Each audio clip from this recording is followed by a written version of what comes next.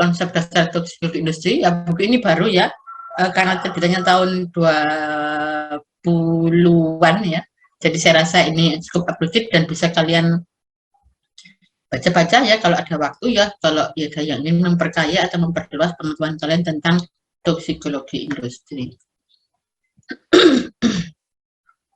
Nah, di sini pengertiannya ya, jadi yang dimaksud dengan toksikologi industri itu ini ya, salah satu cabang dari ilmu toksikologi ya. Jadi ilmu toksikologi sendiri sangat luas sekali ya. Ada toksikologi makanan minuman, ada toksikologi obat-obatan ya. Nah, ini juga ada toksikologi industri ya. Jadi di sini Anda mempelajari toksikan yang ada di tempat kerja ya, serta efeknya pada pekerja yang terpapar oleh toksikan tersebut selama di tempat kerja. Kalau secara terminologis, maka yang dimaksud dengan toksikologi industri itu adalah ilmu tentang toksikan yang dipakai, diolah, diproses, dan dihasilkan dalam industri. Jadi berkaitan dengan tempat bekerja, terutama yang merupakan satu industri. Nah, bisa juga salah satu adalah industri obat-obatan ya. Jadi misalnya kebetulan contoh yang industri obat-obatan misalnya yang produksi obat kanker. Nah, itu penanganannya sangat luar biasa deh ya. Jadi antara operatornya, manusianya dengan mesinnya itu diberi jarak ya. Bahkan mesinnya itu disimpan pada tempat yang tempat tertutup ya. Jadi yang bisa masuk itu hanya tangannya. Hanya tangan, itu pun tangannya juga dilindungi oleh alat tertentu ya. Sementara orangnya di luar dari peralatan yang ada ya, sehingga mengurangi resiko untuk kontaknya antara obat yang ditangani dengan pekerjanya ya, karena sangat berhati-hatinya ya. Kan kalian tahu ya, kalau misalnya di suatu tempat yang ada obat kansernya ya, misalnya itu kebetulan ada kecelakaan kerja ya, misalnya obatnya tumpah, itu kan penanganannya sangat luar biasa ya. Tidak hanya kemudian dengan sederhana kita ambil lab kemudian di lab begitu saja, tidak, tapi ada cara penanganan khusus untuk menangani obat-obat kanker ya, karena tahu bahwa obat kanker kemudian masuk ke dalam tubuh orang sehat itu juga bisa jadi tidak diinginkan. Nah, jadi harus sangat berhati-hati. Termasuk juga misalnya industri hormon ya, itu juga begitu, harus berhati-hati. Kalau terpapar kan ini juga mengandung efek yang tidak diinginkan.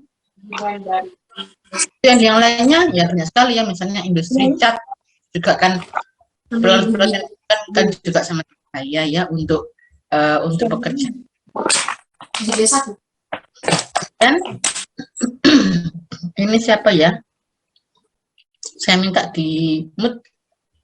Kemudian ada juga toksikologi okupasi. Nah ya, jadi ini adalah ilmu yang mempelajari efek merugikan dari suatu bahan yang dapat terjadi selama masa kerja seorang pekerja.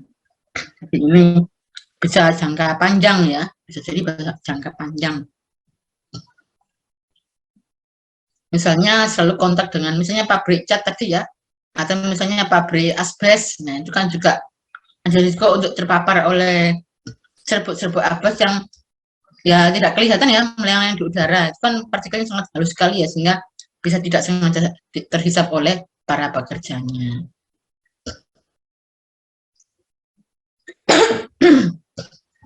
Nah, di sini untuk manfaat toksikologi industri itu sangat luas sekali. Di antaranya adalah bisa untuk kemudian mendiagnosa dan melakukan terapi keracunan dari bahan-bahan toksikan yang ada pada tempat industri. Kemudian bisa juga untuk berkontribusi pada perkembangan obat ya, baik efek terapinya maupun efek sampingnya. Jadi di sini dengan mempelajari tentang toksikologi industri, maka bisa juga untuk kemudian mengikuti perkembangan obat, atau mungkin bisa saja hanya ada penemuan obat baru ya yang bisa dipakai untuk menerapi ya keracunan akibat toksikan ada pada tempat bekerja. Kemudian juga di sini bisa memberikan perlindungan kepada konsumen. Ini kan tujuannya adalah supaya produk-produk yang dihasilkan oleh suatu kegiatan industri itu tidak sampai kemudian terkontaminasi oleh bahan-bahan yang berbahaya ya, sehingga akhirnya bisa melindungi konsumen ya, kemudian memberikan keselamatan dan kesehatan kerja bagi pekerja yang ada di sana ya. Jadi dengan tahu bahayanya maka bisa kemudian diberikan semacam bagaimana cara melindungi pekerja dari bahaya-bahaya yang bisa ditemukan di tempat kerja, misalnya harus menggunakan APD ya dan sebagainya. Kemudian juga misalnya untuk pekerjanya ya harus kemudian diberikan asupan makanan yang bisa meningkatkan kesehatannya juga supaya tidak kemudian gampang mengalami resiko akibat bekerja ya dan lain sebagainya ya. Kemudian juga sebagai faktor penentu keputusan produksi, nah ini juga kan ya juga dengan tahu toksikologi industri maka tahu resiko-resiko yang sekiranya akan terjadi ya, yang bisa terjadi sehingga akhirnya bisa juga akhirnya berpengaruh terhadap keputusan dari kegiatan produksi ya. Jadi banyak sekali hal yang bisa ditarik manfaatnya dengan mempelajari toksikologi industri. Kemudian juga terkait dengan limbah yang dihasilkan oleh suatu kegiatan industri itu juga harus dikontrol ya, sehingga jangan sampai kemudian limbah yang dibuang itu membahayakan lingkungan ya. Jadi biasanya itu ada AMDAL ya, yang mengontrol limbah yang akan dikeluarkan dari lingkungan industri itu harus sudah aman ya. Biasanya itu kalau berupa limbah cairan itu atau apapun ya, itu biasanya ditampung pada satu tempat ya, di mana di sana itu sebagai parameternya itu ada ikan ya. Kalau ikannya itu bisa hidup berarti dinyatakan bahwa air ya bukan isinya bukan hanya air ya, tapi juga banyak sekali, tapi isinya itu kemudian dicampur dengan air, itu aman untuk kemudian dibuang ke misalnya sungai dan sebagainya ya. Jadi tidak diperkenankan untuk langsung membuang limbah pada sungai ya, itu kan sangat berbahaya. Tapi ini pun juga ternyata masih juga ada beberapa pelanggaran ya. Kalau kalian melihat dari Google Image itu kan tentang limbah-limbah industri itu wah sangat luar biasa ya. Ada yang sampai akhirnya sungainya berwarna merah ya karena kena limbah, misalnya limbah dari perusahaan batik. Nah ya itu kan bisa jadi kan langsung dibuang di di tempat di sungai ya, misalnya itu adalah kebetulan industri yang kurang begitu kurang begitu memenuhi persyaratan. Nah, jadi kan hanya limbah yang dibuang begitu saja di tempat tempat umum ya, misalnya di sungai, itu kan sangat berbahaya sekali sehingga bisa merusak lingkungan ya. Kan yang ada di sana bisa akhirnya mati ya. Kemudian kalau airnya dipakai mengalir pada pada kebun atau sawah ya, itu jadi juga akhirnya karena mengandung limbah, akhirnya tanaman yang ada di sana itu juga bisa sebagai bisa kemudian masuk di tanaman ya. Nah tanamannya itu kalau kemudian dikonsumsi juga bisa mengakibatkan keracunan. Nah di sini untuk ruang lingkupnya ya, bahwa secara alamiah memang di alam itu ada toksikan ya, jadi memang ada ya, dari sananya memang ada ya, atau mungkin juga hasil dari suatu kegiatan. Kemudian sifat fisika kimia dari toksikan yang ada itu juga harus dipelajari ya, supaya tahu bagaimana cara menanganinya atau menghandlingnya. Kemudian bagaimana toksikan tersebut bisa masuk ke dalam tubuh ya dari lingkungan kerja ya, apakah itu melalui pernapasan atau kulit ya, atau mungkin tidak sengaja lewat rute yang lainnya ya. Kemudian bagaimana pola metabolisme dari toksikan yang ada tersebut ya, sehingga di sini bisa diketahui apakah toksikan itu mudah dikeluarkan atau kemudian terakumulasi pada organ atau yang lainnya ya. Ini juga harus diketahui sehingga bisa tepat penanganannya. Kemudian efek toksiknya itu bagaimana baik pada manusia maupun hewan ya. Kemudian juga harus diketahui nilai ambang batas dan indeks pajanan biologisnya. Kemudian juga bisa dilakukan diagnosa atau gejala, terapi serta manajemen kasus keracunan. Jadi jadi hal-hal ini adalah hal yang dipelajari pada toksikologi industri, termasuk juga aspek mediko legalnya ya. Jadi banyak sekali ya sub-sub yang harus dipelajari. Nah ini adalah beberapa contoh bahan kimia yang ada di industri yang bisa sebagai toksikan ya.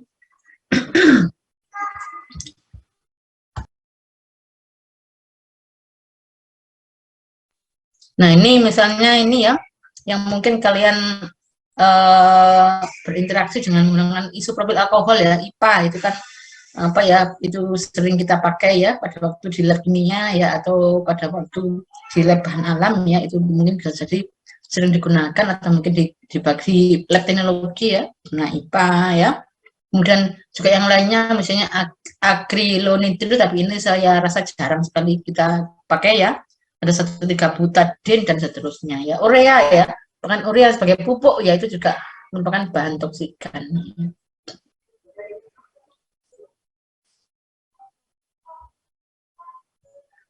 Kemudian nah, ini toksikan yang umum yang ada di tempat kerja yang sudah memang ini termasuk bahan-bahan yang berbahaya ya. Misalnya adalah beberapa logam-logaman ya, seperti misalnya timbal ya, kemudian eraksa, kemudian kadmium, kromium, kobal ya, arsen, aluminium ya, nikel ya, mangan ya, berilium ya. Nah, itu juga merupakan bahan-bahan yang berbahaya. Kemudian pelarut ya, bisa apa, hidrokarbon alifatik ya, dan juga di sini alkohol ya, itu bisa jadi juga bisa sebagai bahan yang beracun ya. Kemudian juga benzen ya, formaldehid ya, kloroform dan sebagainya. Kemudian yang dalam bentuk gas misalnya karbon monoksida ya, ini merupakan hasil produksi pembakaran yang kurang sempurna terjadi ya. Ozon ya, HCN, fosgen ya, kemudian sulfur dioksida atau sulfur oksida ya, nitrogen oksida dan sebagainya ya. Kemudian pestisida ya, dalam bentuk misalnya organofosfat ya, organoklorin ya, karbamat, warfarin ya.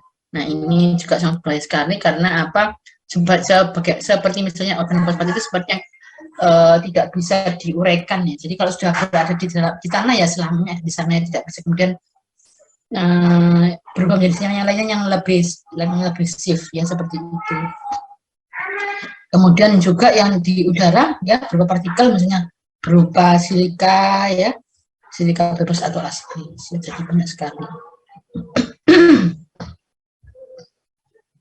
Di sini, nah untuk simbol pemantauan toksikan yaitu dengan melakukan pemantauan pada lingkungan. Nah, ini dengan cara bagaimana namanya, misalnya melakukan tindakan pengukuran kadar toksikan di lingkungan, yaitu dengan apa?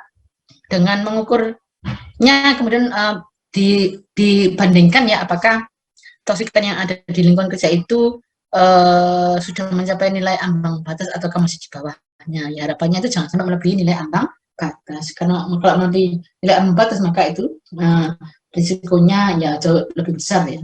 Jadi sudah bukan sesuatu yang aman ya. Kemudian juga bagi para pekerja itu juga dilakukan pengukuran dosis toksikan ya. Itu juga jangan sampai kemudian kadarnya itu mengakibatkan efek keracunan. Ini seperti itu. Kemudian juga bisa dilakukan kegiatan surveillance ya, di mana di sini bisa memotret ya bagaimana profil kesehatan para pekerja yang berisiko ya untuk terpajan toksikan yang ada di lingkungan kerja ya. Jadi ini juga harus dilakukan survei ya, supaya bisa tahu ya tindakan apa yang sebaiknya harus dilakukan ya, supaya akhirnya misalnya hasil surveinya itu ternyata kurang baik ya, itu kan bisa kemudian sebagai evaluasi ya untuk dilakukan hal yang lebih baik. Nah, ini tentang sumber informasi terkait toksikologi itu bisa dilihat dari material seperti datasheet ya, dan tidak ini saja sebenarnya ya, masih banyak lagi yang lainnya. Silakan dibuka di buku acuan yang saya berikan. Ini hanya salah satu contoh dari yang banyak. Nah, kemudian terkait dengan pajanan dosis dan hubungan dosis respon, ini ada beberapa istilah yang harus kita pahami ya, supaya kalau kita mendengarkan itu bisa kemudian langsung paham ya. Nah, di sini ya, kalau seperti halnya pada waktu kita pelajari di farmakologi, bahwa hubungan dosis respon itu sangat sangat penting sekali kita ketahui ya, karena dengan tahu hubungan dosis itu kan dengan tahu hubungan dosis respon itu akhirnya kan bisa kemudian mengetahui banyak informasi ya, seperti itu. ya. Jadi di sini bisa diketahui batas amannya itu berapa dosisnya ya, kemudian pada kadar berapa dia menimbulkan efek keracunan ya, dan sebagainya ya. Jadi sangat penting sekali. Nah, ini ya tentang bahaya bahan kimia, itu ada aspek hazard keselamatan dan hazard kesehatan ya. Yang hazard keselamatan misalnya sifat-sifat dari bahan kimia itu sendiri ya, itu bagaimana, apakah dia itu mudah meledak, apakah mudah terbakar ya, atau yang lainnya. Sementara kalau terkait dengan hazard kesehatan itu efek-efek yang bisa muncul dari paparan bahan kimia itu apakah memiliki efek akut, kronik ya, atau subakut dan sebagainya. Yang bisa kalian telah di buku supaya detail ya. Nah, ini singkat gambaran singkat tentang rute perjalanan toksikan ya. Jadi toksikan itu kalau masuk ke dalam tubuh itu kan bisa melalui banyak rute ya. Bisa dengan tertelan atau tidak sengaja ditelan, atau kebetulan makanan yang dikonsumsi itu mengandung toksikan, bisa jadi seperti itu, sehingga ini kan juga masuk ke tubuh melalui sistem pencernaan makanan ya. Ada juga yang terhisap melalui hidung ya, dan itu nanti akan sampai di paru ya, misalnya berupa gas-gas tadi ya, atau kemudian melalui kulit. Nah, misalnya di sini kebetulan orangnya itu sedang melakukan ini ya, penyemprotan pestisida pada tanaman. Nah, itu kan jadi kemudian tidak sengaja kulitnya juga akhirnya terkena ya pestisida yang digunakan, atau juga tidak sengaja juga terhisap ya, karena walaupun sudah pakai APD kan juga bisa jadikan masih bisa kontak ya, karena kan juga kan pada waktu disemprotkan kan terbentuk partikel yang halus ya, dalam macam spray yang ukurannya sangat kecil sekali ya. Nah, ini ada juga yang dengan rute intravena ya, atau subkutan, atau intramuskular, atau intraperitoneal. Ini dengan tentu saja dengan disuntik ya. Nah, ini kan bisa selesaikan ya, tidak sengaja atau mungkin disengaja ya, seperti itu. Yang mana dari semua rute-rute ini akhirnya sampai pada darah dan limfosit. Nah, ya, dari sini kemudian ada berbagai macam proses ya. Ada yang kemudian menuju ke ginjal, kalau dia itu larut dalam air maka bisa kemudian dibuang bersama dengan urin ya. Kalau kemudian yang ke paru-paru akhirnya bisa dibuang bersama-sama dengan udara ekspirasi ya, jadi udara yang dikeluarkan pada waktu proses pernapasan, penghembusan udara untuk keluar ya. Dan ada juga kemudian mengendap pada cairan ekstraseluler ya, sehingga akhirnya terdapat pada lemak, atau kemudian pada organ lain, atau pada jaringan lunak dan tulang ya. Dan untuk yang via saluran pencernaan bisa juga kemudian keluar bersama-sama dengan tinja ya. Nah, di sini untuk jalurnya itu seperti kalau obat masuk dalam tubuh ya, kan juga jalan ceritanya seperti ini ya. Jadi setelah sampai pada darah dan limfosit juga akhirnya kalau dia itu yang melalui darah portal juga akan dikirim ke hati ya. Tapi dari hati akhirnya juga kembali lagi ke sirkulasi sistemik ya. Ada juga yang dari hati kemudian juga ikut empedu ya. Dimana empedu kan juga akhirnya sebagian kan juga akhirnya dikeluarkan ya ke sistem pencernaan, juga akhirnya bisa sampai lagi ke pembuluh darah. Kalau kemudian akhirnya diserap kembali. Jadi muter aja seperti itu ya. Jadi siklus awalnya ke siklus hepatik ya, kalau nggak salah seperti itu. Nah, kemudian tentang dosis ya. Nah, itu ada yang disebut dengan dosis total ya, ada yang juga fraksi dosis. Nah, ya, kalau dosis total itu adalah berarti jumlah toksikan ya yang terabsorpsi dalam satu periode tertentu. Jadi berapa banyaknya itu, jadi mulai dari kapan dia terpapar. Nah, itu berarti dosis total ya. Sementara yang fraksi dosis adalah sebagian dosis dari dosis total ya. Jadi itu fraction dose ya. Nah, untuk satuannya ya, kalau melalui rute peroral itu biasanya itu dinyatakan miligram per kilogram berat badan ya untuk dosisnya ya. Kemudian kalau melalui perjalanan kulit juga sama ya, itu miligram per kilogram berat badan. Sementara kalau rute perjalanan inhalasi itu satunya adalah miligram per meter kubik. Nah, jadi karena kan yang dihisap dalam bentuk udara ya, jadi di sini konsentrasi rute perjalanan dalam bentuk miligram per meter kubik. Jadi analoginya misalnya ini ada ruangan ya, misalnya ukurannya adalah 3 kali 3 kali 3 ya, berarti 9 meter kubik ya. Nah di sana itu misalnya adalah udara, H2S-nya itu sekian sekian ya, atau misalnya karbon monoksida, nah itu sekian ya. Kalau itu bisa dibuat miligram ya, tapi biasanya kalau gas kan bukan miligramnya, jadi beda ya.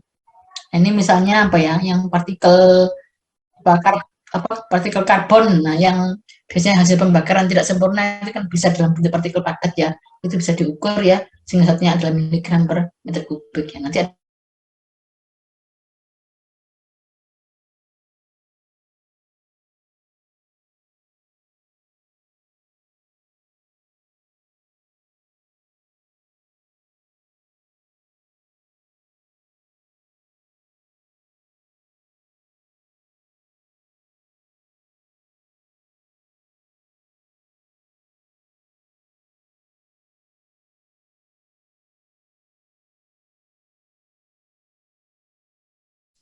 nah, untuk rute paparan, rute pajanan ya bisa melalui pernapasan, kulit, dan bisa dengan melalui mulut ya. Nah itu variabel yang berpengaruh itu macam-macam ya.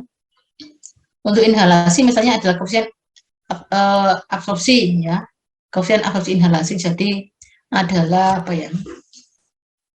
bagian dari toksikan yang kemudian bisa terhisap. Nah ya seperti itu. Jadi namanya koefisien ya. Kemudian ada juga ini ya periode lamanya dia terpapar. Ya, jadi exposure period outdoor. Jadi lamanya dia terpapar pada outdoor. Jadi di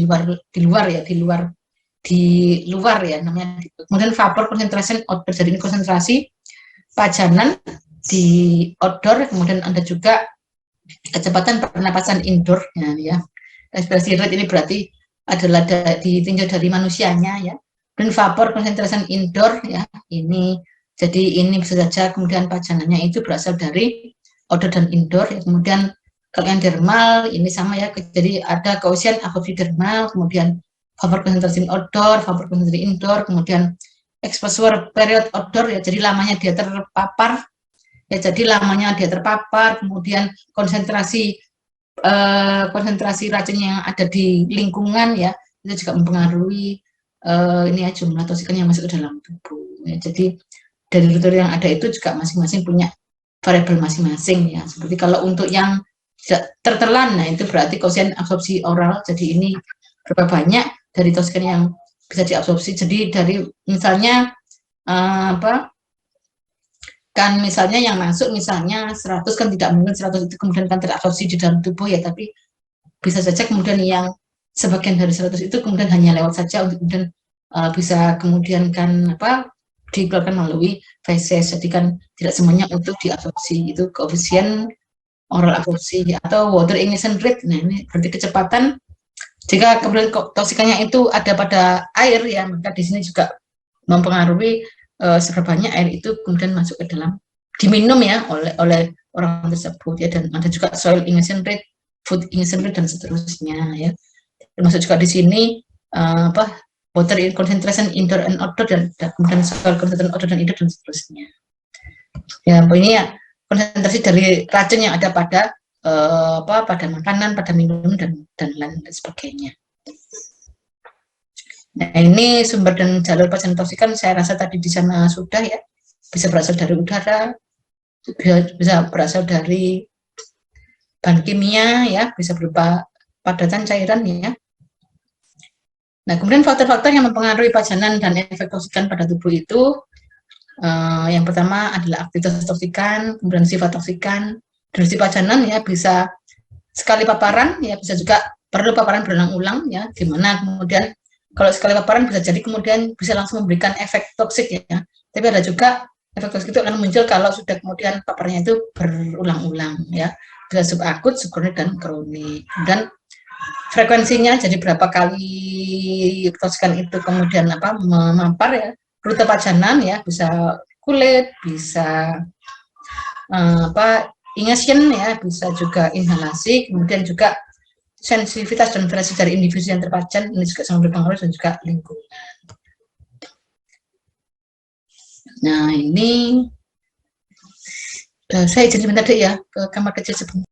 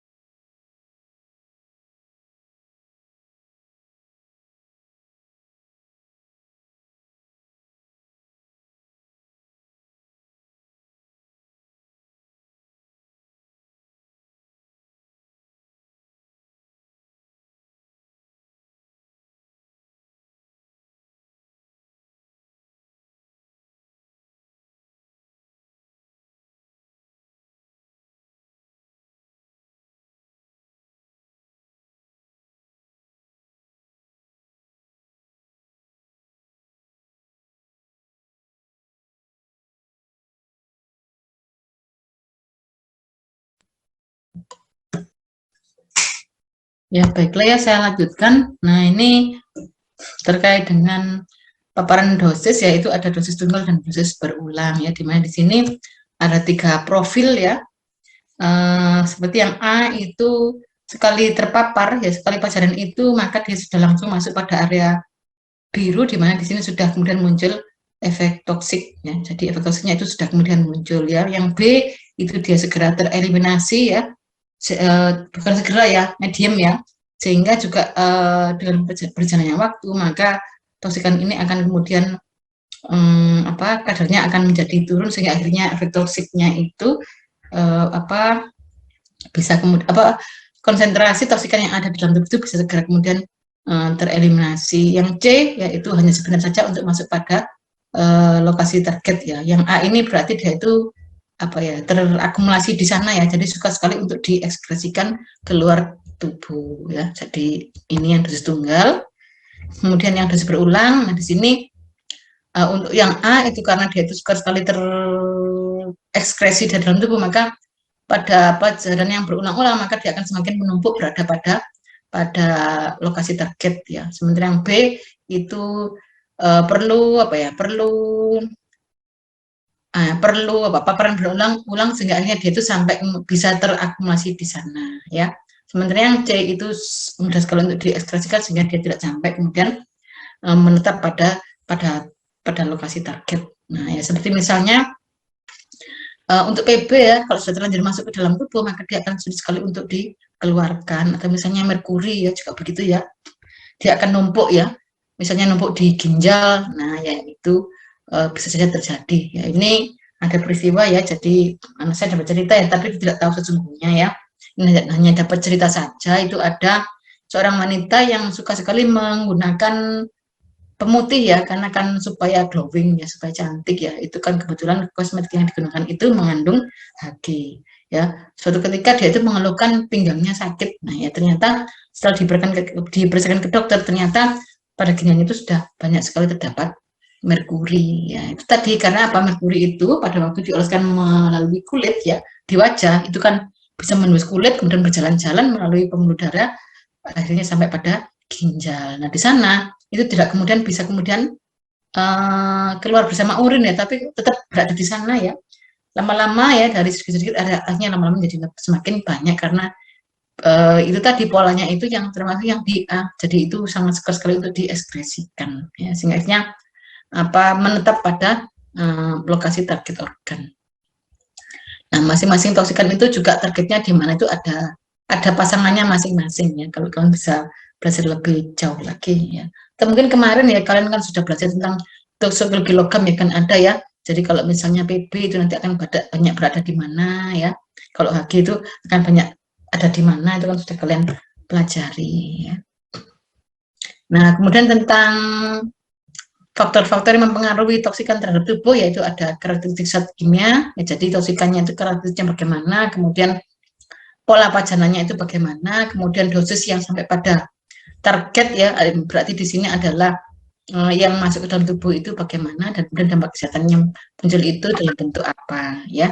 Nah ini untuk karakteristik zat kimia misalnya ya sifat fisikokimianya dari toksikan tersebut, kemudian pajanannya ini berarti tergantung dari rute beserta kemudian durasi pajanan juga frekuensinya, terus karakter dosis ini tergantung dari pola toksikokinetiknya, toksikodinamiknya ya, kemudian faktor kerentanan individu ini mempengaruhi karakteristik dosis, kemudian juga akhirnya timbul dampak kesehatannya. Nah terkait terminologi hubungan dosis respon, maka di sini kalau pada farmakologi itu kan hubungan antara dosis dan respon itu kan dosis obat dengan efek terapi yang diharapkan ya. Tapi kalau untuk toksikologi ini adalah ini ya, perubahan dari kondisi normal. Jadi kondisi normal itu berarti belum mengalami keracunan ya, ke kondisi ketidak normal berarti sudah mengalami keracunan ya. Jadi tidak normal ini bisa dari strukturnya ya maupun fungsinya ya, dimulai dari tingkat subseluler hingga organisme hidupnya ya. Jadi tingkatan ketidaknormalan itu bisa bermacam-macam. Kemudian untuk efeknya itu bisa juga kemudian bersifat lokal atau sistemik ya. Kemudian juga bisa reversible atau irreversible ya. Dan bisa sekarang atau efek tertunda. Ya, jadi misalnya untuk yang efek tertunda misalnya ini ya, ada seorang pekerja yang bekerja di bangunan ya, itu kan banyak sekali juga ini ya, sebagai pekerja kasarnya itu kan banyak sekali kemudian terpapar dengan misalnya debu dari semen ya, atau dari pasir atau yang lainnya ya. Itu kalau dalam jangka waktu lama ini juga akan bisa mempengaruhi kesehatan paru-parunya ya, seperti itu ya. Atau misalnya ini ya orang yang bekerja untuk bursak ini kursi, nah itu kan kalau kursi bekas itu kan juga debunya kan sangat banyak sekali ya, itu bisa jadi juga akhirnya bisa kemudian menimbulkan efek keracunan sehingga paru-parunya jadi rusak. Nah ini terjadi pada tetangga saya ya, kemudian juga profesinya itu sebagai ini ya, sebagai bursak kursi, nah yaitu akhirnya kena paru-parunya, akhirnya juga meninggal dunia. Satunya lagi itu bekerja di bangunan juga begitu ya, yang kena paru-parunya akhirnya juga meninggal dunia ya, karena kan itu tadi ya, keselamatan kerja itu kurang begitu diperhatikan ya. Sementara yang reversible dan irreversible itu kan, toksikan itu kan punya sifat masing-masing ya. Ada yang kalau kemudian paparannya dihentikan maka dia akan kembali pulih ya, tapi ada juga yang yang juga kalau sudah memang terlanjur ada di sana maka kerusakannya bersifat permanen ya, misalnya keracunan merkuri. Nah itu kan ya sudah kan, karena juga organnya yang dipengaruhi ya, termasuk juga saraf sel-sel yang dipengaruhi, ya juga kalau sudah cacat ya sudah bisa cacat seumur hidup ya, seperti itu. Nah ini ya ada beberapa istilah terkait dengan toksikologi ya, ada LD50, ada LC50 ya, IC50 dan NOAEL. Ini saya tanya, barangkali ada yang sudah bisa menjelaskan yang dimaksud dengan LD50 itu apa, Di? Ada yang bisa menjelaskan apa itu LD50?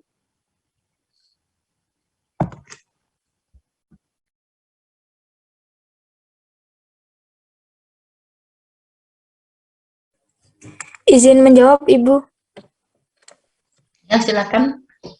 D50 itu yang menyebabkan kematian hingga 50%. Nanti siapa, Dek? Renata, Ibu, dengan NIM terakhir 299. Oh iya, terima kasih, Ndak. Yang tadi berarti apa? Dosis yang menyebabkan 50% kematian dari apa? Dari subjeknya ya. Jadi misalnya itu dilakukan pada binatang, berarti pada binatang coba ya. Itu ya, Dek ya. LD50. Jadi dosis di mana mengakibatkan separuh dari yang diberi toksikan itu meninggal dunia, yaitu LD50 ya, betul. Terima kasih. Terus selanjutnya kalau LC50,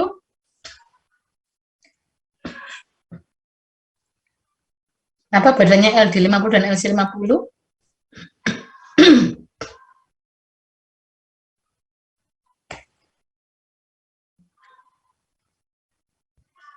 Siapa yang bisa menjelaskan?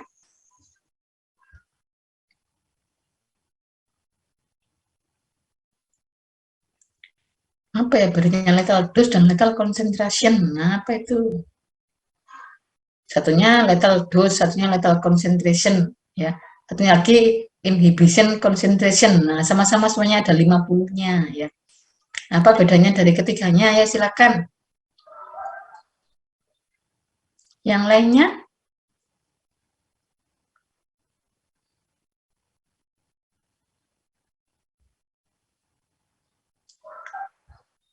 Atau saya tunjuk ya.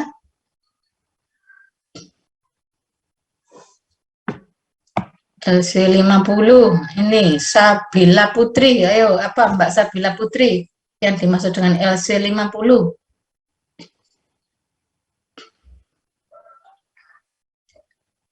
Sabila Putri?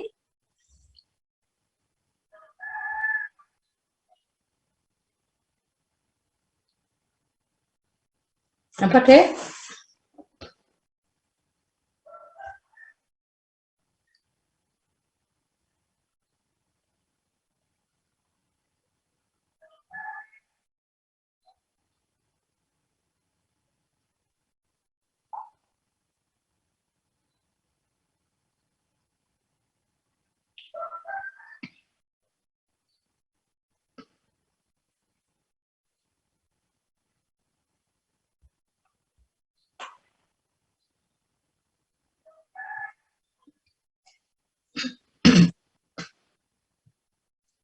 Ya, silakan.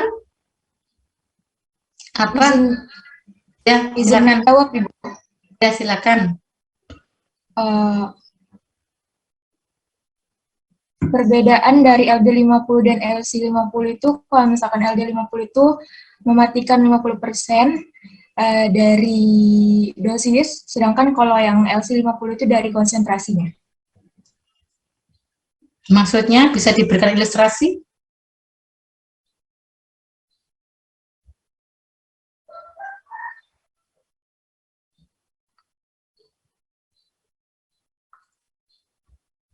Bisa diberikan ilustrasinya deh.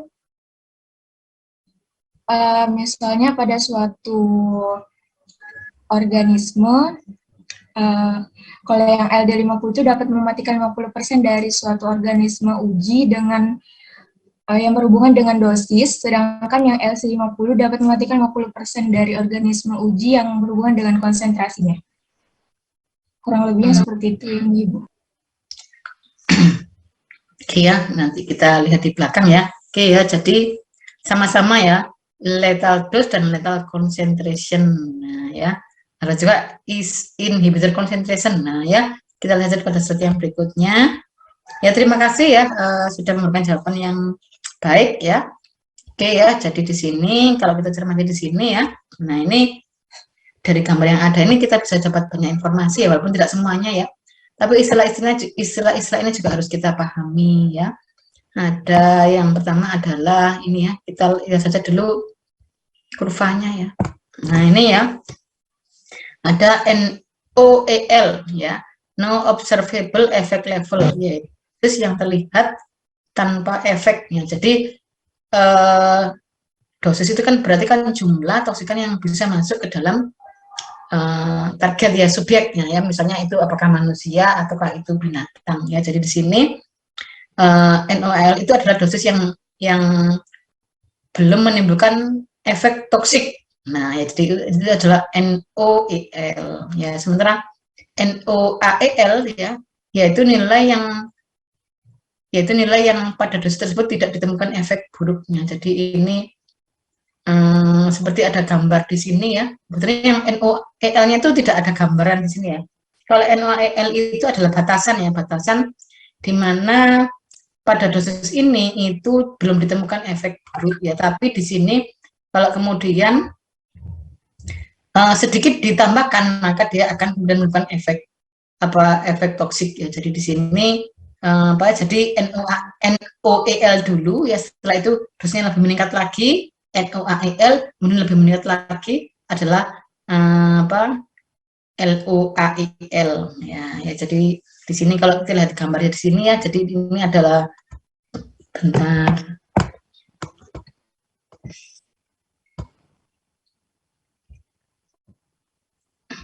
Kelihatan bentar deh. Nah ini ya, ini LOAEL itu letaknya di sini dosisnya ya, sekitar hampir 20-an ya. Nah, terus kalau yang NOAEL itu 10, nah yang NOEL itu di bawahnya ini lagi ya, di bawahnya ini lagi ya. Jadi letaknya di sana. Kemudian ada juga isinya virtual safe dose, yaitu dosis yang secara praktis aman. Nah, ini letaknya berarti jauh di bawahnya lagi ya. Dan ada GRACE, yaitu dosis yang secara umum dianggap aman. Nah, ini berarti kan bukan termasuk dosis toksik ya, kalau yang VSD dan GRACE ini ya, tapi yang ini sudah kemudian ini ya, sudah pada perbatasan yang IAEL ini. Kemudian dosisnya di tingkat lagi ini berarti sudah ini sudah juga ada yang bisa jadi sudah ada yang mati ya di sini ya, tapi tidak banyak ya yang LOAEL ya. Kemudian dosisnya di tingkat lagi sampai akhirnya dari subjeknya ada tuh misalnya subjeknya 100 ekor, maka yang mati 50 ekor. Nah itu berarti di sini sebagai lethal dose. Jadi dosis yang mengakibatkan 50% dari subjeknya itu mati. Ya, berarti letaknya di sini LD50-nya ya. Kalau pas di sini yang mati mungkin hanya di sini. Yang mati mungkin hanya ya kurang dari 50 ya jelasnya. Seperti itu. Nah, ini yang mati 50. Jadi ini jumlah subjeknya ya. Ini jumlah subjeknya. Nah, ini ya, ini kan 100 di sini, 50 di sini. Nah, ini ya. Jadinya yang mati berapa ya? Ini belum ada yang mati ya. Ini sedikit mati, sedikit sudah ada yang mati tapi kan belum setinggi yang di sini. Nah, setelah yang mati 50 dicapai 50% itu berarti di sini LD 50. Nah, seperti itu. Nah, sekarang ya kita baca saja untuk pengertian dari masing-masing ya. Nah, jadi LD50 itu apa? Adalah merupakan dosis toksikan di mana 50% dari populasi percobaan menunjukkan efek letal atau mematikan.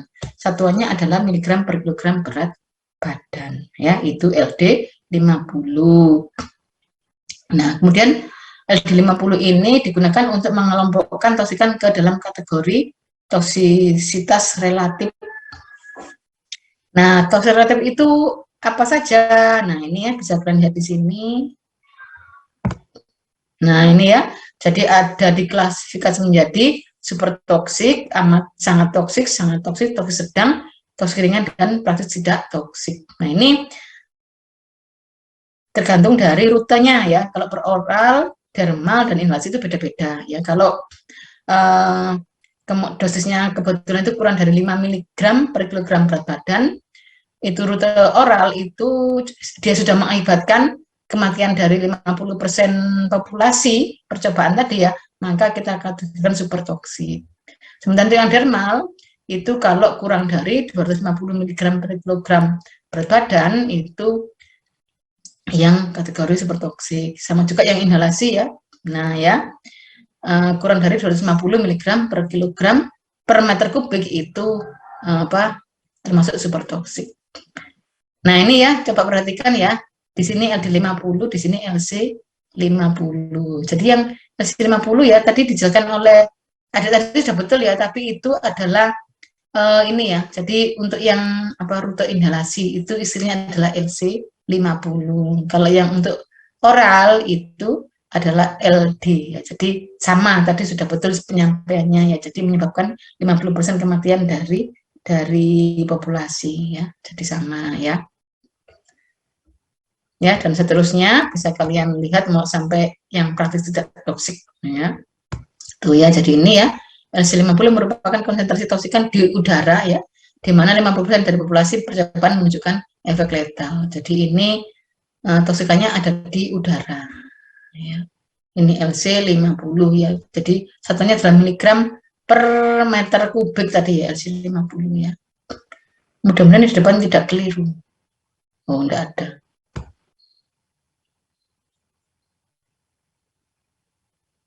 Kemudian kalau IC50 ya adalah konsentrasi sebuah toksikan yang menghambat atau mengurangi 50% efek toksik. Nah ini jadi belum tentu efek toksiknya ada berupa kematian ya.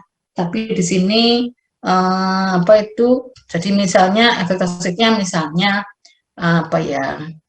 kulit jadi kemerah-merahan, nah kulit jadi jadi melepuh misalnya ya. Nah itu jadi yang dimaksud dengan IC50 adalah pada kadar berapakah hanya 50% dari populasi yang kemudian mengalami efek toksik ya. Jadi berarti itu IC50 ya. Kalau IC50 adalah konsentrasi sebuah toksikan yang memberikan 50% dari respon maksimal.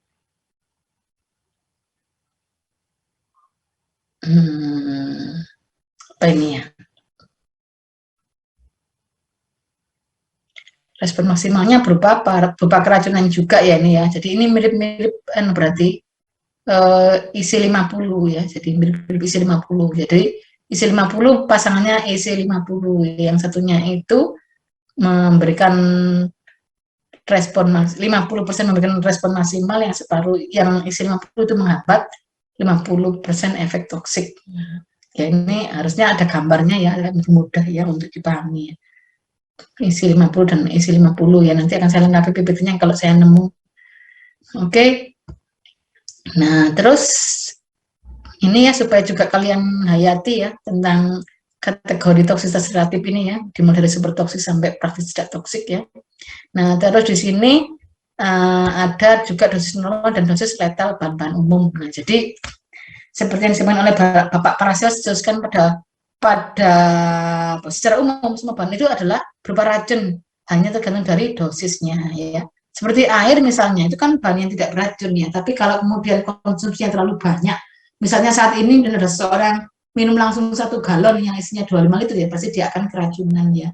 Ya karena itu ya, jadi di sini misalnya ini ya, jadi kalau misalnya minumnya 1 hari 1,5 liter itu masih aman ya, tapi kalau sehari sampai minum 15 liter, nah itu ya berarti sudah sesuatu yang sangat tidak baik ya, karena sudah bisa muncul efek toksik ya. Nah ini misalnya air, ini safety faktornya adalah 10. Aspirin itu kalau dosis normalnya 2 tablet bisa sebagai obat ya, bisa meredakan nyeri ya. Tapi kalau diminum 90 tablet. Nah, ya itu bisa meninggal ya, dosis letal ya kan. Ini sudah dosis letal berarti sudah bisa mengakibatkan kematian ya. Nah, ini safety faktornya adalah 40. Kemudian alkohol. Nah, ya ini bir itu volumenya berapa saya lupa, mungkin botol ya, botolnya tapi volume berapa saya nggak tahu ya. Yang jelas di sini kalau hanya minum 1 botol dinyatakan masih aman ya. Kalau sampai 33 botol bisa sampai mati. Tapi untuk saya kalau 1 botol ya mungkin sudah tidak karu-karuan ya, karena kan tidak terbiasa ya minum minuman yang beralkohol ya. Ini kan juga kalau sering minum kan semakin resisten ya, jadi kan ambangnya kan jadi semakin meningkat. Ya kita tidak boleh ya minum alkohol ya. Kemudian garam juga begitu ya. Nah ini 3 sendok teh itu sudah dosis normal, tapi kalau lebih dari itu ya bisa mengakibatkan kematian. Jadi bisa saja dia bunuh diri pakai garam. Nah ini minum garam 60 teh, 60 sendok teh, nah itu bisa jadi mati nanti orangnya ya. Atau kacang linak 5, nah ini ya, ini juga begitu. Kalau kemudian konsumnya terlalu banyak juga bisa mengakibatkan kematian. Karena apa? Pada kacang 5 itu terdapat cyanida ya. Kalau masih terkonsumsi 1,18 mg masih aman, tapi kalau sudah 106 mg itu sudah bisa mengakibatkan kematian ya. Jadi biji-bijian dari misalnya biji anggur ya, biji apel ya, itu juga di dalamnya ada racun deh ya, jadi hati-hati ya. Tapi kalau mungkin hanya makan 1 biji satu buah apel tidak sengaja tertelan bijinya kan hanya sedikit, mungkin masih aman ya, karena kan masih dosis normal. Tapi kalau kemudian terlalu banyak juga ini akan bisa mengakibatkan keracunan. Nah, terus ini ya beberapa contoh toksikan dan makna nilai LD50. Nah ya, nah ini misalnya etil alkohol. Nah ini LD50-nya berapa? Adalah 10.000. Nah ini berarti termasuk toksik ringan.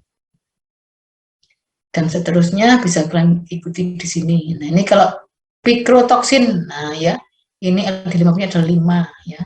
Ini amat sangat toksik. Nah ini sayangnya tidak ada satuannya ya. Oh ini miligram per kilogram dalam uji coba hewan. Jadi ini berat badan dari binatang cobanya ya. Nah ini ya.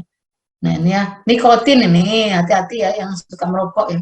Tapi anak sekarang kayaknya juga tidak begitu suka merokok ya, karena kan ya memang tidak nyaman ya merokok itu ya, malah bikin batuk, bikin paru-paru rusak, kemudian merugikan lingkungan ya. Hati-hati yang suka merokok, karena juga kalian akan meracuni orang sekitar ya sebagai perokok pasif ya. Nah itu juga akan mendapatkan efek yang sama ya dengan yang merokok, jadi hati-hati ya. Ada botulinum ya, dioksin. Nah ya ini juga termasuk bahan-bahan yang super toksik ya. Nikotin ya super toksik ya, makanya gambar di bungkus rokok itu gambarnya tengkorak ya, karena kan mengandung bahan yang berbahaya. Nah, terus interaksi antar toksikan itu seperti halnya di farmakologi ya, ada yang aditif, ada yang sinergis, ada yang potensiasi, dan ada yang antagonis. Kalau aditif itu kan seperti 1 ditambah 1 sama dengan 2. Ya, jadi misalnya ini ya, ada 2 jenis insektisida organik fosfat yang terabsorpsi di saat yang bersamaan ya. Maka efek toksiknya adalah sama dengan penjumlahan efek toksik dari tiap-tiap insektisida tersebut. Itu berarti bersifat aditif. Kalau sinergis misalnya di sini ya, karbon tetraklorida itu mempunyai efek toksik pada hati. Etanol juga mempunyai efek toksik pada hati. Ya. Tapi kalau kedua bahan ini bersamaan berada di dalam tubuh, maka efeknya akan jauh lebih berbahaya daripada kalau masing-masing. Ya. Jadi 1 ditambah 1 lebih dari 1. Jadi meningkatkan efek toksiknya ya kalau ada bersamaan. Ya. Kemudian yang potensiasi, nah itu kalau dia sendiri ada dalam tubuh tidak menimbulkan efek keracunan. Tapi kalau bahan ini bersamaan dengan bahan lain yang kebetulan berefek toksik, maka toksisitas dari bahan yang tadi itu akan jauh lebih meningkat. Ya. Jadi ini misalnya ya, karbon tetraklorida kita sudah tahu bersifat hepatotoksik ya. Tapi kalau kemudian dia ada bersama-sama dengan isopropanol ya, maka efek toksisitas, tingkat toksisitas dari karbon tetraklorida itu akan jauh lebih tinggi ya. Jadi toksisitas dari karbon tetraklorida akan jauh lebih meningkat dengan keberadaan dari isopropanol ya, seperti itu berarti potensiasi. Terus ada juga yang antagonis ya, di mana efek kombinasi dapat menurunkan efek toksik atau biasa disebut dengan istilah antidot. Nah ya, efek antagonis dapat dibedakan menjadi 4 macam sebagai berikut. Nah ya, jadi di sini antagonis ini sebagai hal yang adalah sesuatu yang mendasari untuk dilakukannya apa ya, untuk mengatasi keracunan. Jadi mekanisme kerja dari antidot dari berbagai macam kasus keracunan yang terjadi. Nah ini ada fungsional antagonisme, ada chemical antagonism, ada dispositional antagonism, dan reseptor antagonism. Ya, ini. Nah, di sini yang fungsional antagonism, misalnya di sini ya, ada orang yang kebetulan mendapatkan barbiturat. Nah, ternyata tekanan darahnya drop ya, menurun. Nah, ini berarti kan harus diatasi ya, supaya akhirnya tekanan darahnya kembali menjadi normal. Nah, orang ini bisa kemudian diberikan norepinephrine ya, sehingga akhirnya tekanan darahnya akan kembali meningkat menjadi normal. Ini berarti adalah fungsional antagonisme. Jadi di sini barbituratnya menurunkan tekanan darah, norepinephrine-nya meningkatkan tekanan darah. Ya, kalau kemudian diberikan keduanya, akhirnya bisa mencapai kondisi normal. Ya. Jadi yang pada awalnya terjadi drop ya, drop tekanan darah, akhirnya bisa normal kembali karena diberikan norepinephrine. Nah, kemudian yang chemical antagonism, nah ini adalah reaksi antara dua toksikan atau lebih yang menghasilkan zat yang relatif kurang toksik. Nah, ini contohnya misalnya ada kasus keracunan logam arsen, merkuri atau timbal. Nah, ini bisa diatasi dengan pemberian dimercaprol kelat. Nah, ini mungkin sudah kalian tulis pada waktu tugas ini. Bukan mungkin ya, pasti ya. Karena saya sudah membaca tulisan kalian. Jadi di sini untuk mengatasi keracunan arsen, merkuri, dan timbal itu bisa diberikan dimercaprol kelat. Ya, seperti itu. Ya, karena logam tadi diikat ya dalam bentuk kelat ya oleh dimercaprol ya, akhirnya juga bisa kemudian mengurangi efek toksik yang dihasilkan yang diakibatkan oleh arsen, merkuri, dan timbal. Kemudian juga ada dispositional antagonism ya, dimana di sini proses akme dari toksikan itu diganggu ya. Misalnya di sini ada orang keracunan bahan kimia ya, kebetulan bahan kimia itu masih di sistem pencernaan makanan ya, masih berada di sistem pencernaan makanan atau sudah berada di dalam tubuh, tapi dia itu kalau yang masih di sistem pencernaan makanan, misalnya masih sampai di lambung ya, itu supaya kemudian tidak terlalu banyak yang kemudian terabsorpsi, maka bisa diatasi dengan pemberian norit ya, di mana norit ini harus dibuat halus dulu ya dalam bentuk serbuk ya, kemudian diminumkan. Nah, pada saat sampai di usus itu norit ini akan menyerap racun. Nah, jadi di sini racunnya, proses proses absorpsi racun tersebut pada usus akan dihambat karena toksikan tersebut itu diserap oleh norit ya. Atau ini yang diuretik ya, jadi obatnya itu kebetulan sudah terlanjur masuk ke sifat sistemik, sementara sifatnya itu bisa larut dalam air, sehingga kalau diuretik kan orangnya kan akan diuresis terus ya, sehingga akhirnya racun yang kemudian larut bersama urin tadi itu bisa banyak dikeluarkan ya, seperti itu.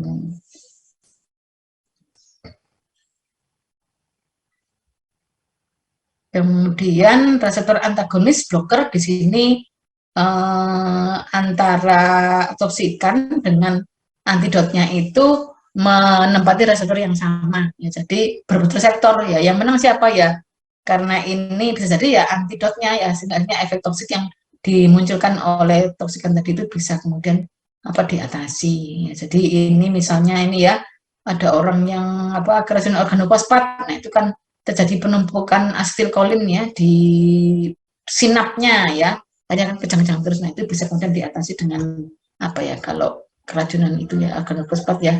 Nah, itu bekerjanya itu karena obat antidotnya itu juga menempati reseptor yang sama ya, sehingga akhirnya akan tidak kejang-kejang ya yang bersangkutan. Kemudian ada juga istilah toleran. Di sini itu artinya apa? Jadi pada paparan pertama itu mungkin bisa timbul efek toksik ya, tapi kemudian setelah terapur lagi itu jadi lebih kebal. Jadi ini namanya adalah toleran ya. Toleran adalah merupakan kondisi di mana respon toksik terhadap suatu toksikan itu berkurang karena pajanan sebelumnya. Terus di sini juga ada nilai ambang batas ya, TLV. TLV ini bahasa Inggrisnya ya. Nilai ambang batas itu bahasa Indonesianya ya. Ini adalah nilai di mana seseorang pekerja dapat terpapar hari demi hari selama masa kerja tanpa efek yang merugikan. Ya. Jadi ini namanya nilai ambang batas, berarti kan itu masih batasan, sampai kalau lebih lewati maka dia akan akhirnya terjadi efek yang merugikan.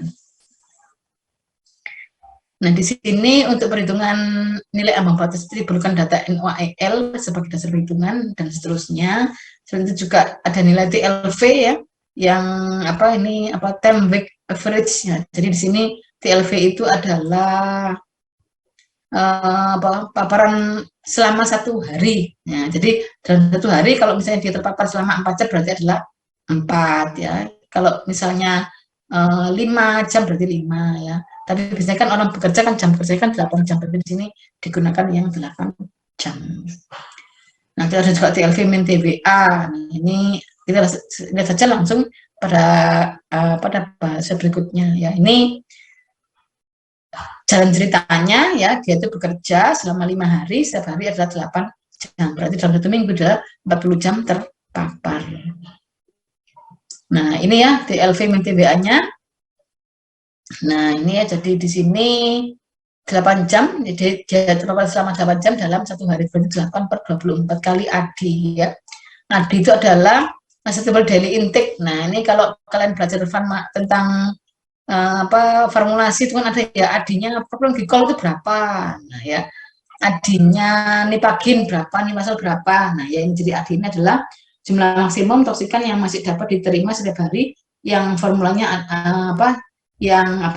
ADI-nya itu diperoleh dari perhitungan NOAEL. Nah, ya, jadi ADI sama dengan NOAEL ya, itu satunya miligram ya per kilogram per hari per 100.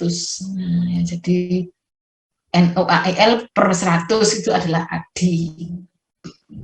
Bila jalur pajanannya inhalasi, maka TLV dinyatakan dengan miligram per meter kubik. Nah, ini apa nih? Ini harusnya ada contoh soalnya ya, ini saya nggak ada ya. TLV min TWA sama dibagi volume udara.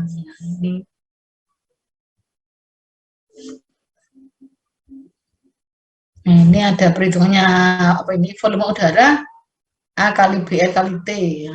A persen absorpsi oleh paru-paru, BR breathing rate ya 1,5 meter kubik per jam, T adalah waktu. Nah, ini akan mudah kalau ada contoh soalnya ya. Mudah-mudahan saya bisa menemukan, nanti akan saya sampaikan menyusul kalau tidak lupa ya. Nah, ini dulu ya, istilah lain yang ada yang harus dipahami ada juga ini ya, ada TLV ceiling. Nah, apa itu TLV ceiling? Adalah kadar toksikan tertinggi yang masih dapat diterima namun tidak boleh dilampaui walaupun dalam waktu sekejap. Nah, ini ya, jadi ini sudah juga pada batas-batas kritis ya. Terus ada TLV short time exposure, yaitu kadar toksikan tertinggi yang masih dapat diterima dalam waktu singkat ya 15 menit namun tidak boleh dilampaui ya. Kalau lebih lama dari 15 menit maka akan bisa menimbulkan efek toksik ya. Jadi ada TLV main still ya, TLV main short time exposure ya, ini maksudnya adalah ini. Ada TLV sailing, nah ya, ada banyak istilah di sini. Ya, kurang lengkap ya, belum ada contoh soalnya ya. Saya mencari karena pada waktu bikin PPT ini belum nemu ya, padahal sebelumnya itu ada learning share ya dengan masa profesi itu terkait perhitungan dari TLV. Nah, saya cari lagi ininya ya, sudah tidak nemu lagi ya, sudah hilang ya. Nah, jadi sampai hari ini juga hanya belum lengkap untuk PPT-nya. Nah, itu setidaknya kalian bisa tahu ya tentang istilah-istilah yang ada pada toksikologi industri ya. Ya, ini just to know saja ya, karena kan juga kita tidak bekerja di sini ya. Kita lebih tekankan sebagai profesi apoteker itu tahu. Nah, kalau ada kasus keracunan bahan A itu antidotnya apa, ya dosisnya berapa, kan itu yang harus lebih dipahami. Ada pertanyaan sampai di sini? Kalau tidak ada, saya lanjutkan. Atau ada yang ingin memberikan komentar, silakan deh. Boleh kalian berikan komentar. Ya, jadi sebelumnya ini yang sampai berapa menit ya, kita hanya belajar tentang istilah-istilah saja ya, supaya tidak asing. Nah, sekarang kalau tidak ada pertanyaan atau apa atau masukan dari kalian ya. Saya lanjutkan tentang efek toksik dan efek kesehatan. Nah, ini tiba-tiba aksi toksik itu bisa melalui beberapa cara ya. Jadi proses toksisitas pada organ itu mempengaruhi apa saja sih sebenarnya ya. Bisa yang pertama mempengaruhi sistem enzim, itu yang pertama. Yang kedua bisa mempengaruhi reaksi kimia, reaksi biokimia. Kemudian bisa dengan cara menghambat proses transfer oksigen atau menutup transfer oksigen pada hemoglobin atau mempengaruhi sintesis metabolik ya. Jadi atau ini ya penghilangan kofaktor logam, kemudian juga intervensi fungsi seluler, kemudian imunosupresi dan hipersensitisasi, iritasi langsung bahan kimia pada jaringan ya, toksitas langsung dan toksitas langsung pada sel dan sekuensi atau deposit toksikan. Nah, ini langsung saja pada contoh-contoh supaya lebih bisa dipahami. Nah, ini misalnya contohnya di sini ini ya. Keracunan organofosfat atau agen saraf, nah ini bisa dipakai untuk senjata perang ya, agen saraf ya. Jadi zaman dulu itu pakai organofosfat sebagai perusak saraf ya. Ini lokasi organofosfat ini itu untuk bereaksi itu adalah pada bagian spesifik dari enzim, yaitu misalnya di sini adalah asilkolin esterase. Ya, jadi asilkolin esterasenya ini diblok ya, sehingga akhirnya kan asilkolin esterase itu kan fungsinya adalah untuk menguraikan asilkolin ya. Jadi menguraikan asilkolin ya. Kalau kemudian di sini asilkolin esterasenya itu dirusak oleh organofosfat, akhirnya akan terjadi penumpukan asilkolin. Nah, adanya penumpukan asilkolin pada sinap ya, atau sinap ya, itu akhirnya akan terjadi kejang ya. Jadi asilkolin kemudian berikatan dengan reseptor, maka dia akan menghasilkan kontraksi. Nah, ini kalau asilkolinnya numpuk ya, asilkolinnya numpuk karena asilkolin esterase itu dirusak oleh organofosfat atau diblok oleh organofosfat ya, akhirnya orangnya jadi kejang-kejang ya, seperti itu. Nah, kemudian yang gangguan enzim dengan induksi ya, ini oleh dioksin ya, atau phenobarbital, ini obat ya berarti ya, atau etanol ya.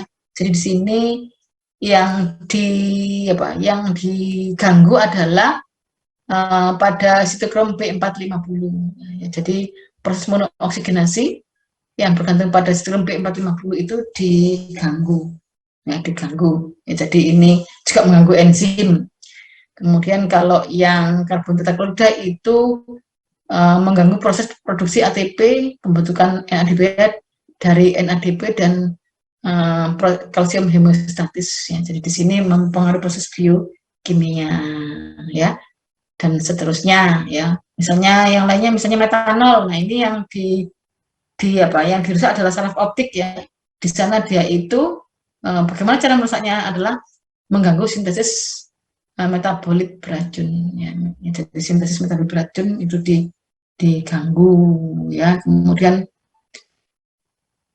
yang lainnya ya bisa dipelajari sendiri saja ya, bisa kalian cermati ya.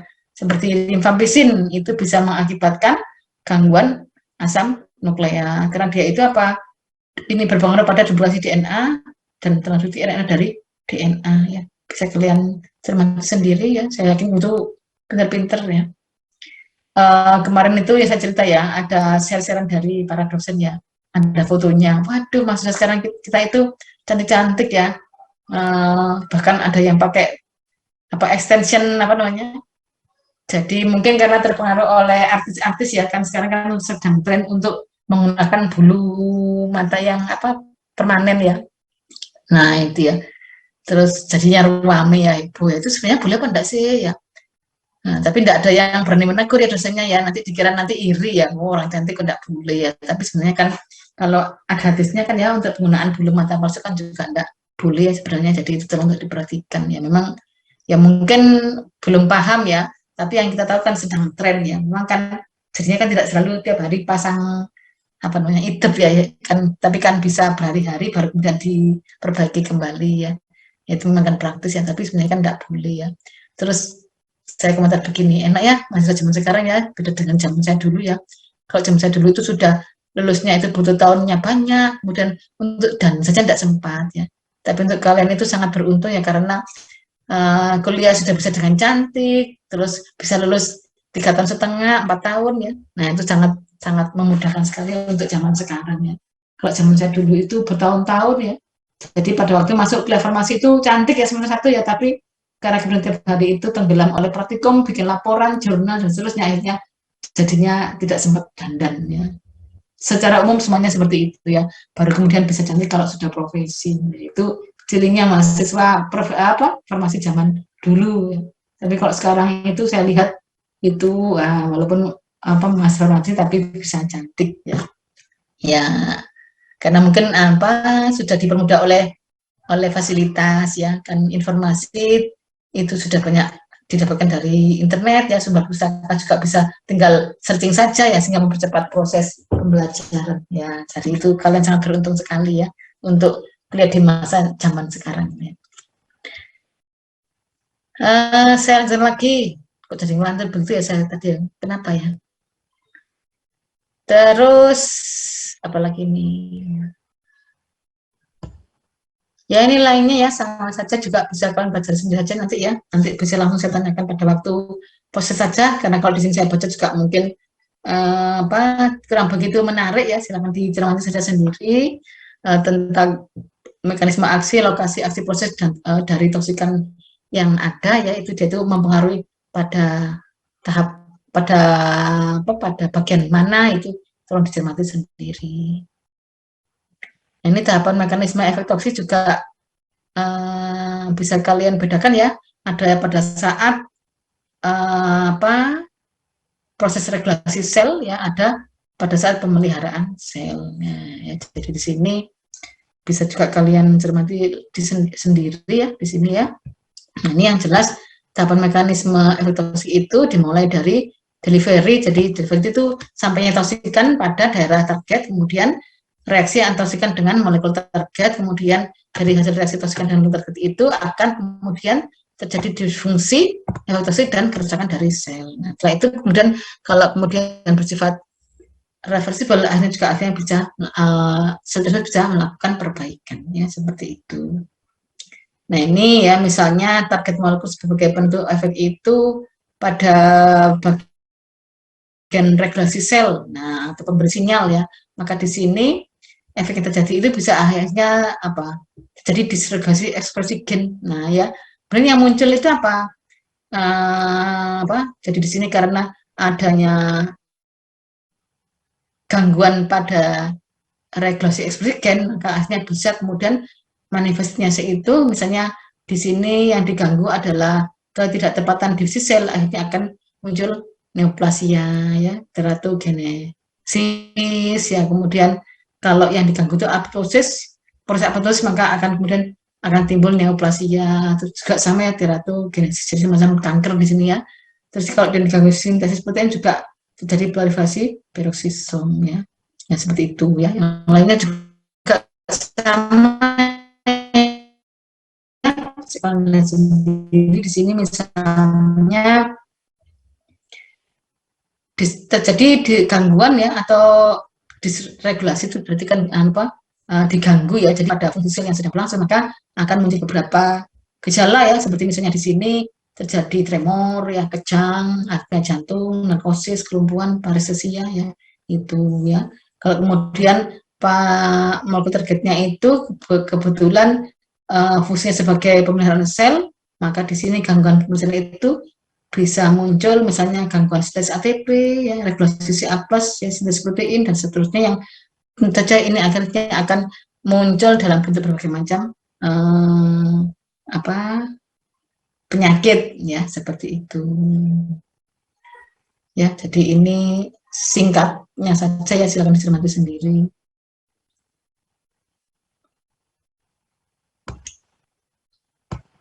Ya, ini faktor-faktor yang mempengaruhi efek toksik ya. Juga ini ditinjau dari dua sisi ya, dari toksikannya dan dari orangnya ya. Kalau dari toksikannya berarti hasil fisikokimianya bagaimana, kemudian dosis dan dosis dan hubungan dosis-nya itu bagaimana, rute bajunya bagaimana ya. Kalau dari orangnya umurnya berapa, jenis kelaminnya apa, kemudian kondisi kesehatannya bagaimana dan seterusnya ya. Itu seperti itu.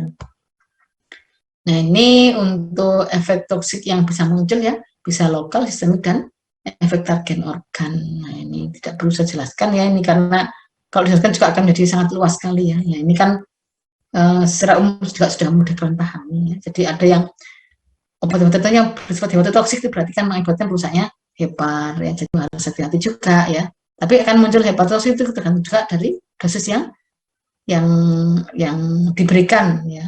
Misalnya orang paracetamol itu adalah obat yang termasuk apa, hijau ya, lingkaran hijau, obat bebas ya. Tapi kalau tiap hari minum paracetamol ya akhirnya juga akan timbul efek toksik, juga akan merusak hepar. Jadi juga tergantung dari apa, selain dosis juga frekuensi penggunaan, yaitu akhirnya menimbulkan efek toksik. Nah ya itu, ini yang efek lokal ya, juga silakan untuk dicermati saja sendiri, toksikannya itu bentuknya apa, ya kemudian efeknya yang muncul itu bagaimana, gejala tandanya itu apa ya, itu bisa kalian cermati ya. Seperti misalnya ini ya, yang gampang ya, asam hidroklorida ya, asam sulfat ini kan yang biasa berinteraksi dengan saudara ya, asam nitrat ya, kemudian sodium hidroksida ya, jadi NaOH ya, jadi ini asam kuat ya, asam kuat basa kuat. Nah ini kalau pas kebetulan kulit kita itu ketetesan, itu kan rasanya pedih ya, itu karena jaringannya itu rusak ya. Jadi apa, kalau ada orang, itu ya, ini apa namanya, Baswedan, siapa ya, nah depannya siapa dek, yang disimpan asam sulfat pekat itu ya, sehingga akhirnya kan matanya jadi cacat ya, itu karena kan terjadi kerusakan permanen ya pada jaringan yang terkena ya. Novel Baswedan, nah ya itu kan disiram dengan ini ya, dengan HCl ya, dengan apa, asam sulfat kalau tidak salah ya, jadi akhirnya kan jadi cacatnya matanya, kan terjadi kerusakan permanen ya. Itu jadi hati-hati untuk untuk asam-asam ini ya, untuk jadi handlingnya harus tepat ya, tidak perlu dihindari tapi harus dihandling dengan cara yang tepat. Ini toksitas organ juga macam-macam ya, bisa kalian lihat saja sendiri ya. Ini hanya saya tuliskan poinnya saja ya. Nah, untuk lebih luasnya, kalau ada waktu bisa baca-baca artikel tentang toksikologi ya, supaya lebih paham. Ya, itu saja yang bisa saya sampaikan. Apakah ada pertanyaan? Izin bertanya, Bu. Silakan. Untuk toksikan yang di darah, itu apakah bertahan lama atau gampang hilang? Toksikannya apa dulu ya? Yang jelas kalau yang golongan pestisida itu semacam DDT itu memang tidak bisa hilang. DDT ya, DDT zaman tahun berapa ya? Tahun 50 apa 60 apa 70 apa 80 saya lupa ya. Pokoknya zaman dulu sebelum saya masih kecil mungkin ya. DDT itu pada waktu itu sering sekali digunakan ya. Tetapi ternyata DDT itu tidak bisa tidak bisa terdegradasi ya. Jadi kalau misalnya satu tanah itu sudah ada DDT-nya, maka sampai sepanjang masa itu tetap ada di sana, dia tidak bisa kemudian berubah menjadi yang lainnya. Sehingga sifat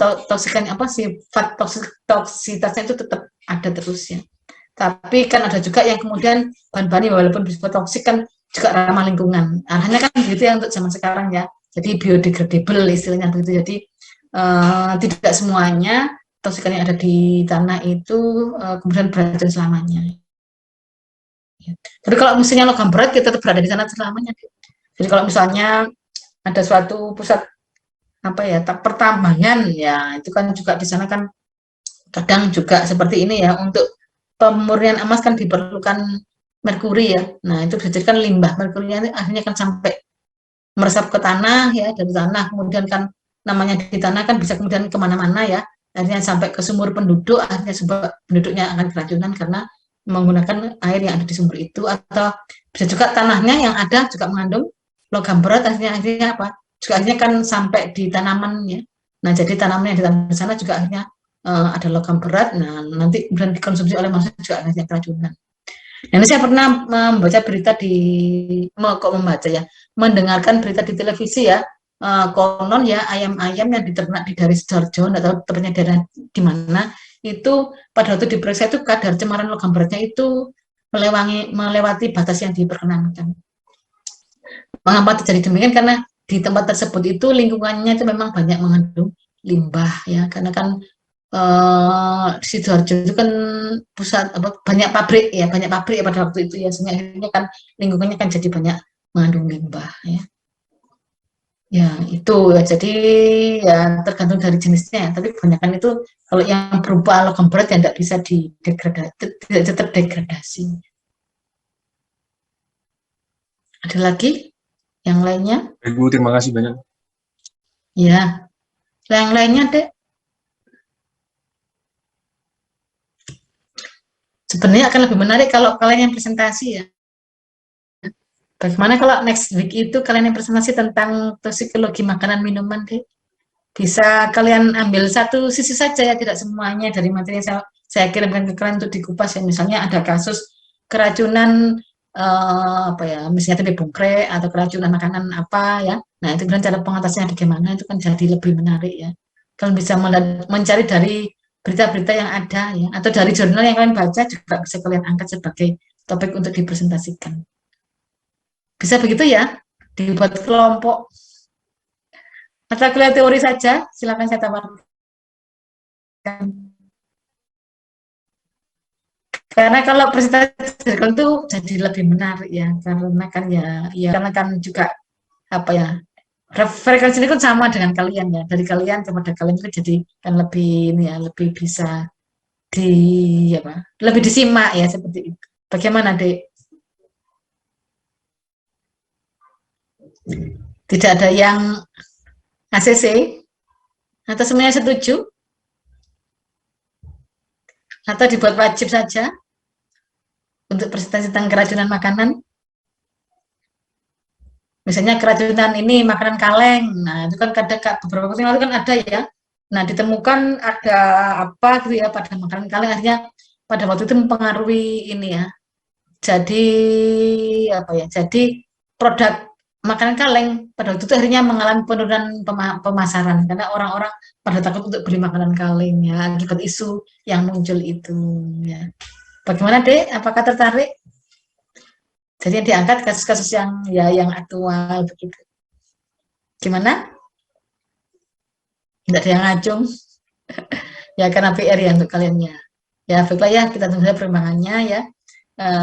Untuk ke depan kajian kita ada tentang toksologi makanan ya, mudah-mudahan nanti bisa berjalan dengan baik. Dan kalau memang harus dari saya ya berarti saya minta untuk ini saja ya, untuk klasikal ya, karena saya juga ada banyak PR yang harus saya selesaikan ya. Kalau memang presentasi ya karena kan kelompoknya kan per kelas, jadi ya saya minta untuk tiap kelas, tapi kalau bisa kegiatannya dilakukan pada malam hari ya, karena kalau pada siang bisa jadi karena jadwal dan saya itu tabrakan ya. Jadi karena sekarang kan saya kuliah, kalian juga kuliah, jadi di sini kan kadang jamnya kan tidak selalu bedu ya, tidak selalu klik ya antara jadwal dan saya. Ya itu. Ya. Ada pertanyaan? Kalau tidak ada, sebentar saya carikan presensinya dulu. Presensi toksikologi, mudah-mudahan segera langsung ketemu. Permisi Bu, izin bertanya. Ya, silakan. Saya pernah mendengar bahwasanya pemakaian obat dokter itu bisa menyebabkan penipisan pada kulit wajah. Itu apa juga termasuk toksik ya Ibu? Oh, ini yang untuk skincare. Nah, jadi kan ini ya, kalau kalian kan setelah apoteker kan sudah tahu ya, bahwa untuk penggunaan misalnya hidrokinon itu maksimalnya kan sekian persen gitu ya. Berapa ya? 2,5% ya. Tapi kadang resep dokter itu dibuat lebih dari itu ya, karena kan harapannya kan penggunaan di bawah pengawasan dokter kan tidak untuk jangka panjang ya. Tapi kalau kemudian kadang kan orang kan merasa cocok, akhirnya kan beli sendiri atau bagaimana ya. Ya, ternyata akan muncul efek toksik ya. Coba kalian simak itu deh, Dr. Richard itu kan juga bagus sekali ya, ini ya, edukasinya pada masyarakat ya, walaupun pada akhirnya kan berseteru dengan siapa, Kartika ya. Nah itu kan sebenarnya kan yang disampaikan Dr. Richard itu kan memang betul ya.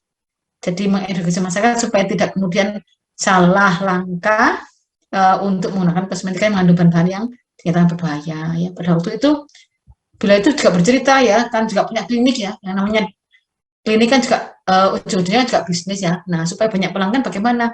Kan diskusi dengan istrinya ya. Menurut saya kita bikin formula yang isinya ABCD. Kan kita dokter kan kita berhak untuk menuliskan resep yang berisi bahan ABCD yang itu memang ya resiko untuk timbul efek samping kan juga sebenarnya kan juga besar ya. Tapi karena kan penggunaan di bawah pengawasan dokter itu kan jadi akhirnya kan juga baik ya. Tapi istrinya tidak setuju. Sudah kita kalau memberikan pelayanan klinik itu yang wajar-wajar saja, walaupun nanti untuk hasilnya itu tidak belum bisa labin ya, belum butuh waktu lebih panjang, tapi kan dari segi keamanannya kan jadi kan lebih terjamin ya. Jadi ya walaupun dokter kan ya tidak kan manusia deh ya, masih tetap manusia ya, kan juga kadang kan supaya kliniknya rame ya, akhirnya kan juga formulasi yang digunakan yang dipakai itu kan juga mengandung bahan-bahan yang juga dosisnya itu kan bisa jadi di atas dari yang diperkenankan. Ya kalau kulitnya tipis kan lebih sensitif ya akhirnya ya, lebih mudah terbakar. Nah ya, atau mungkin kalau kemudian terpapar sinar matahari juga akan akan lebih mudah lebih mudah rusak ya, karena kan juga pelindungnya kan jadi lebih tipis ya. Makanya kalau yang perawatan kan tidak boleh kena sinar matahari terlalu lama ya. Kalau harus pakai payung ya, dan pakai apa tuh? Ya pakai sunblock ya minimal ya supaya aman. Ya semuanya itu kan ada harga ya, ada harganya ya. Mau cantik, glowing ya ada harganya ya. Risikonya itu tadi ya, jadi kulitnya lebih tipis akhirnya kan juga ya risiko untuk terjadi ABC di jangka panjang itu kan juga lebih besar. Tapi kalau kemudian diberikan perawatan, misalnya diberikan nutrisi ya saya rasa juga tidak masalah ya, kan ada penyeimbangnya ya. Jadi pertumbuhan kolagennya dirangsang supaya tetap banyak ya dan sebagainya ya. Diberikan antioksidan itu juga perawatan ya, jadi ya saya rasa tidak apa-apa ya. Ya memang idealnya harusnya dirawat sih ya. Jangan niru saya ya, ini terlanjur tidak melakukan perawatan pada masa muda, akhirnya pada masa tuanya ya seperti ini ya. Ya saya sedikit menyesal sih waktu itu ya, dulu karena ya namanya masa farmasi pakai bedak saja itu ya bisa sama bisa tidak ya, pakai lipstick saja itu menunggu kalau sudah profesi ya. Pokoknya dulu itu sangat ya sangat sengsara ya untuk di farmasi itu ya. Kalau sekarang kan enak ya, kalian ya bisa cantik semuanya ya. Ya sudah absen semuanya deh. Ada lagi pertanyaan? Enggak, Ibu, terima kasih. Bagaimana minggu depan, misalnya dia mengangkat tentang keracunan kosmetika, ya. Siapa yang mau presentasi, silakan, saya tunggu, ya. Kalau sudah absen semuanya, bisa, kalau tidak ada pertanyaan, bisa kalian screenshot, tadi sudah ya, bisa kalian unggah di grup CO, kemudian kita tutup dengan doa setelah belajar, ya. Silakan, salah satu dari kalian untuk memimpin berdoa. Mohon maaf Ibu, izin bertanya di Ya, absensi itu sampai kelasnya sampai G Ibu. Di sini kurang kan ya? G Bu. Oh ya sebentar saya repair-nya.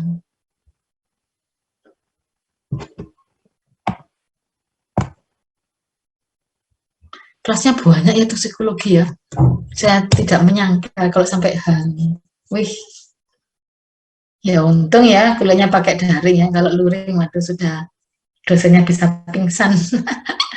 Karena kan harus per kelas ya. Ya sudah deh, sudah saya rubah. Terima kasih Ibu. Nah, ya kalau sudah presensi bisa diakhiri dengan doa, silakan. Baiklah, sebelum kita menutup perkuliahan pada sore hari ini, anggapnya kita berdoa dahulu. Berdoa mulai. Bismillahirrahmanirrahim. Subhanakallahumma wa bihamdika asyhadu an la ilaha illa anta astaghfiruka wa atubu ilaik. Ya, demikian kuliah pada sore hari ini. Semoga sedikit memberikan perluasan wawasan pada kalian ya. Saya akhiri. Wabillahi taufiq wal hidayah. Wassalamualaikum warahmatullahi wabarakatuh. Waalaikumsalam warahmatullahi wabarakatuh. Terima kasih, Ibu. Tutup deh ya. Terima kasih Bu.